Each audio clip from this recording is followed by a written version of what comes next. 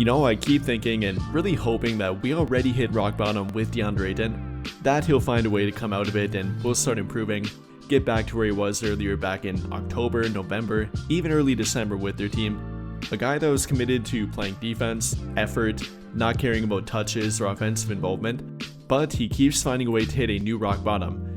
And at this point, he's now been benched in 2 straight games for their team, 2 straight fourth quarters that he was available for anyway. Not to mention that during their past 5 games now, he's played the 9th fewest minutes during the fourth quarter of anybody on their team, behind guys like Drew Timme, Jake Arabia, Jared Vanderbilt, Rui Hachimura, and even Kobe Buffkin, despite part of that being garbage time. Regardless, he's not been a part of their team when it matters most, that being the fourth quarter and that being during crunch time.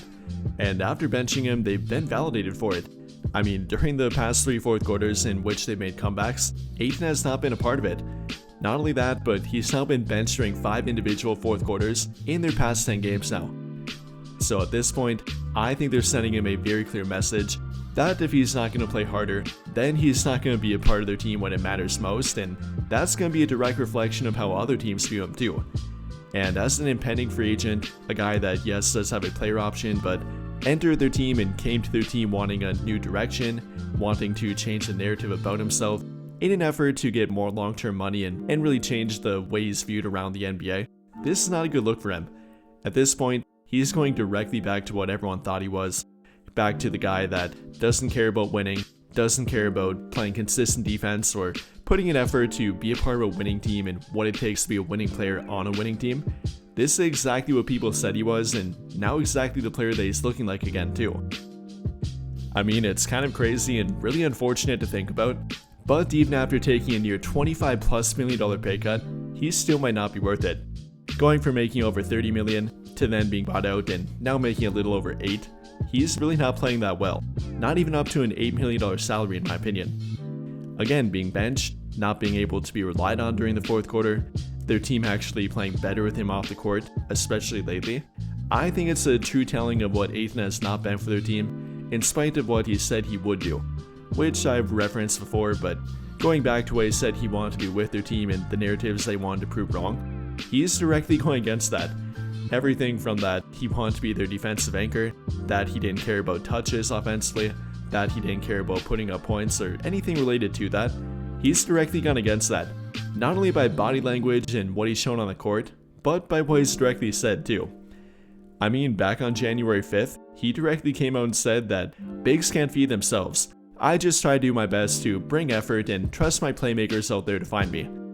I mean, we're winning the right way. Bigs can't feed themselves, and I just try my best to do what I can, to bring effort. And I trust my playmakers out there to find me. And well, ever since then, he's directly gone downhill. I don't know what he did to change his mindset or why he went that way, but ever since then, the efficiency has gone down. At that point, he was shooting well over 69% from the field. Now it's down to under 54%.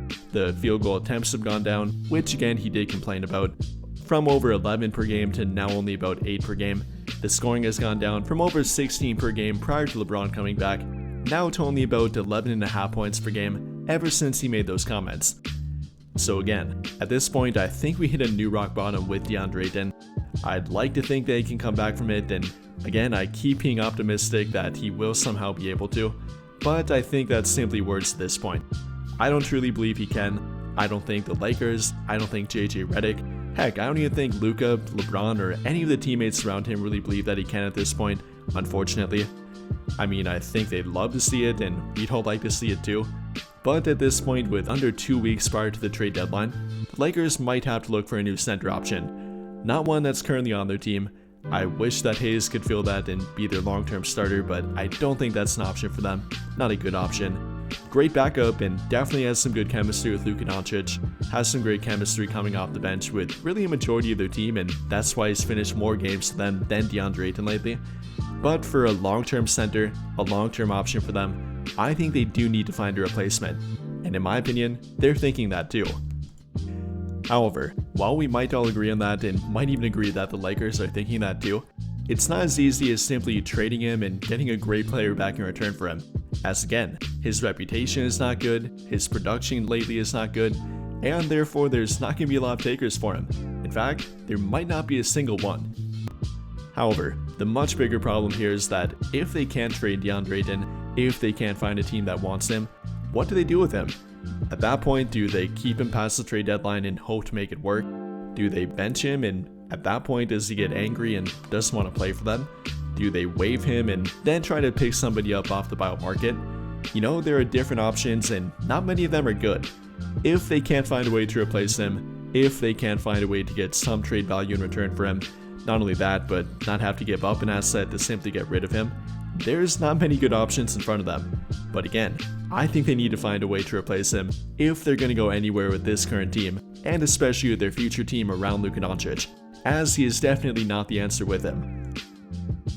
And well, with not only the production but the relationship clearly getting worse, I mean, there's obviously a disconnect between himself and JJ Redick, and not to mention his teammates too. They need to figure out something quick. If it's not trading him, then they need to figure out and really map out a pathway going forward with DeAndre Ayton. Barring them having some plan to get him back to where he once was, barring them believing and actually finding a way to get Austin Reeves to help him out, you know, if that's the missing piece with Ayton's production and reliability on the court, great, but I kind of doubt it. They need to figure something out here. They're running out of time and Ayton's only going downhill further.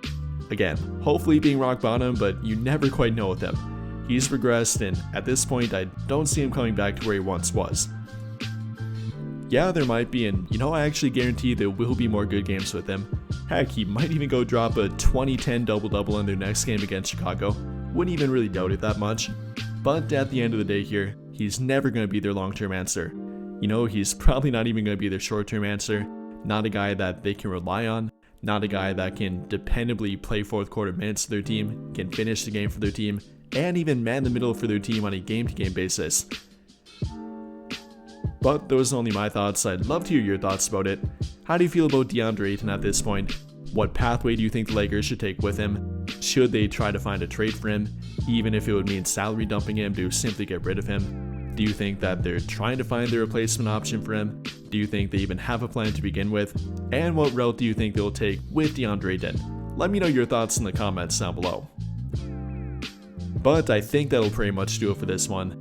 And if you enjoyed the video, then I would greatly appreciate it if you dropped a like, subscribe to the channel if you have not already, and hit that notification bell to never miss out when I upload a video.